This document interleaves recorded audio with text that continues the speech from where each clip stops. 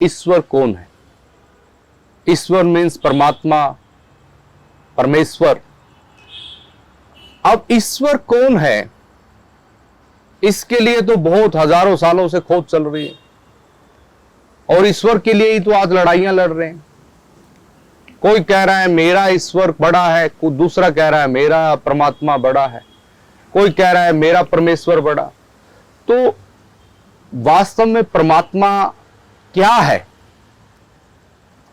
इसको कोई भी अपने शब्दों के अंदर नहीं बता सकता।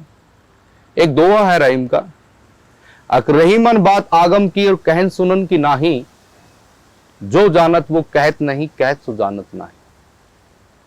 तो परमात्मा क्या है उसके बारे में कोई यदि जानता है, जैसे कोई किसी चीज का खाने का अनुभव लेता है। जैसे एक राजा के पास कोई व्यक्ति आया, बहुत पुराने समय के अंदर कलकत्ता से कोई व्यापारी आया किसी राजा के पास, किसी दूर देश के राजा के पास गया। तो उसने राजा को खुश करने के लिए अपने यहां से, कलकत्ता से, वो एक मिठाई लेके गया, रसगुल्ला। तो उसने जाके उस राजा के वहां दी कि बोलिए महाराज ये बहुत अच्छी मिठाई है, आप खा के देखिए। तो राजा ने दूसरे को बोला, अपने मंत्री को, आप खाओ।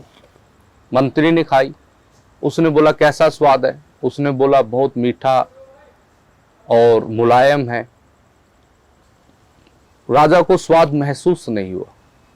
दूसरे को बोला, सेनापति को बोला और मंत्रियों को बोला, कईयों ने खाया, लेकिन राजा को स्वाद अनुभव नहीं हुआ। तो राजा बोला ऐसा क्या किया जाए कि ये मुझे इसका सही से पता चल जाए। तो एक उठा, उसने बोला महाराज इसको आप खाइए। तो उसने कुछ हिस्सा महाराज को दिया, उस राजा को दिया।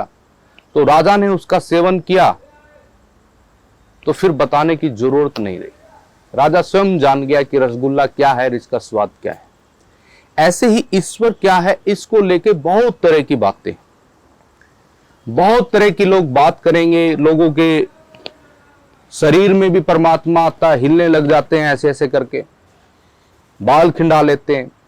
अब इतना शक्तिशाली ईश्वर, एक कल्पना आप कीजिए कि ये पृथ्वी, इस ब्रह्मांड के अंदर यदि हम बात करते हैं, एक यूनिवर्स, एक आकाश गंगा की बात करते हैं, साइंस के अनुसार, हमारे वेदों के अनुसार हम बात करते हैं, तो इस पृथ्वी का,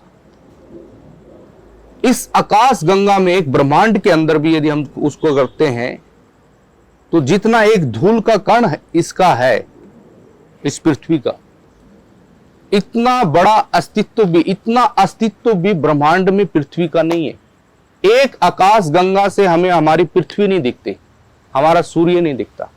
इतनी विशाल एक यूनिवर्स है, एक ब्रह्मांड के अंदर। तो आप कल्पना कीजिए कैसा होगा। एक गैलेक्सी इतनी बड़ी हो सकती है, इंग्लिश में मैं कह गया, यूनिवर्स तो ब्रह्मांड होता है, एक गैलेक्सी बोलते हैं शायद आकाश गंगा को। तो वहां जिस ईश्वर ने, जिस प्रकृति के माध्यम से ये सारा ब्रह्मांड, सारी चीजें चल रही हैं, उसकी विशालता को यदि आप नहीं जानते, तो उस ईश्वर के महत्व को, उस ईश्वर को कैसे जानोगे? बहुत सी बातें लोग करते हैं, बहुत सी लिखते हैं बातें, मैं उनको नहीं मानता। मैं अपने तरीके से कहता हूं कि वे आप स्वयं अपने अंदर जानिए, खुद को तू पहचान मानव, तुझ में है भगवान। मेरा एक सॉन्ग है, मैं कहता हूं कि व्यक्ति को अपने आप को जानना चाहिए। जब व्यक्ति अपने आप को जानेगा तभी वो परमात्मा को समझ सकता है, और बताने के लिए फिर भी उसके पास कोई शब्द नहीं होंगे, क्योंकि परमात्मा अनुभव गम्य है, और परमात्मा के बारे में कहना, लिखना, ये सब शब्दों से, कलमों से, उन सब चीजों से परे है। तो इसलिए ईश्वर क्या है, यदि ईश्वर को जानना है तो पहले स्वयं अपने आप को जानना पड़ेगा। और ईश्वर क्या है, तो ईश्वर तो सर्वत्र है, सब चीजें ईश्वर ही है। ईश्वर के सिवा, उस परमात्मा के सिवा यदि आप अपने आप को समझोगे तो उसके सिवा कुछ दिखेगा नहीं। लेकिन जब तक आप भ्रमित हो, स्वार्थी हो, तो आपको ईश्वर के सिवा सब की चीजें दिखेंगी। सब चीजों के अंदर आपको भोग दिखेगा, सब चीजें के अंदर आपको वैसी शक्ति दिखेगी अर्जित करने की, भोग करने की, उनका सेवन करने की, उनको इकट्ठा करने की आपको ऐसी ललक पैदा होगी। ऐसा ही आपको दिखेगा कि इनको ज्यादा से ज्यादा मुझको संजेना है, इकट्ठा करना है।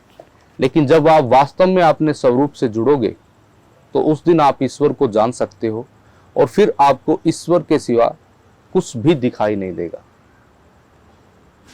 धन्यवाद। ओम नमः शिवाय।